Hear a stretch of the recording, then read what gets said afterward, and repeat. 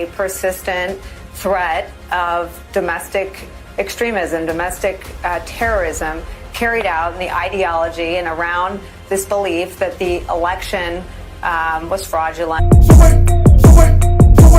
So wait. Did y'all hear that?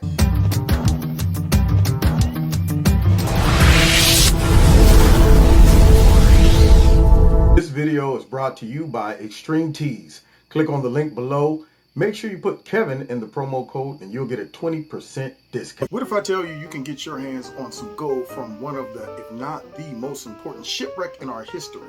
It serves as a snapshot of America's most historical era, and that is the California Gold Rush. It's the biggest contributor to the panic in 1857. And no, it's not the Titanic. It is SS Central America, known as the Ship of Gold. It sank in 1857, where it stayed for more than 160 years. And now you can own coins recovered from it. Each coin has a unique recovery number and comes in a quality display box with a certificate of authenticity. Getting these incomparable pieces of history into your hands from the deep took years of courtroom battles about ownership. So what are you waiting for? These coins aren't just about a piece of investment. It is a piece of history. And with free, speedy shipping, you need to call Noble Gold right now at 877-646-5347. That is 877-646-5347. Because they'll go quicker than Jeff Bezos' space flight.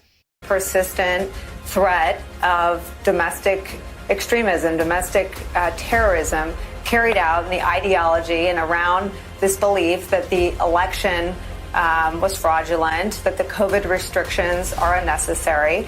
All of those ideologies pushed by Donald Trump. But we had a policy, and it was very controversial. It was carried out under the Bush years and under the Obama years of attacking terrorism at its root, of going after and killing, and in the case of Amr al-Awlaki, an American, a Yemeni American, with a drone strike for the crime of inciting violence, inciting terrorism. One of the biggest propagandas ever. So this whole, now all of a sudden, remember guys, all of us somehow, we thought we were just believing in our own politics. We thought that we were believing in our constitutional rights to not be forced to get something put into us that we don't want. We thought that we were exercising our constitutional rights to not have to wear a diaper on your face against your will. We thought we were exercising just the ability to choose how you live your life.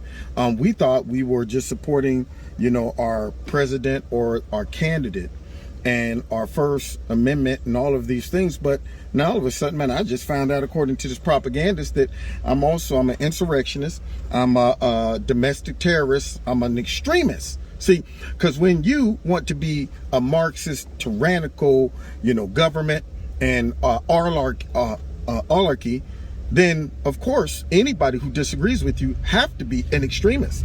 So when you allow the left to put these labels on citizens, these labels are for a reason, y'all.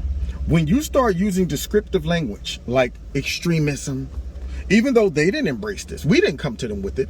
See, this is a tactic, and I have to expose this stuff.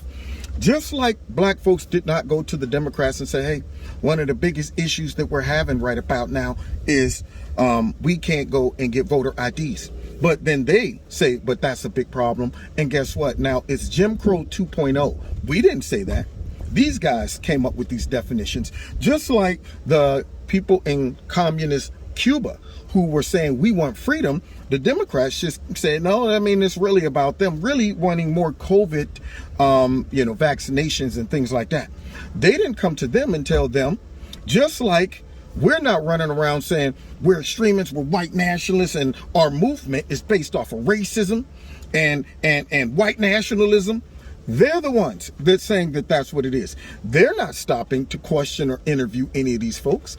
They're not stopping to say, well, how many black Trump supporters do you have? And are they a part of this white nationalist movement too? How many Latino folks support the president? And are they a part of this extremist white nationalist movement too?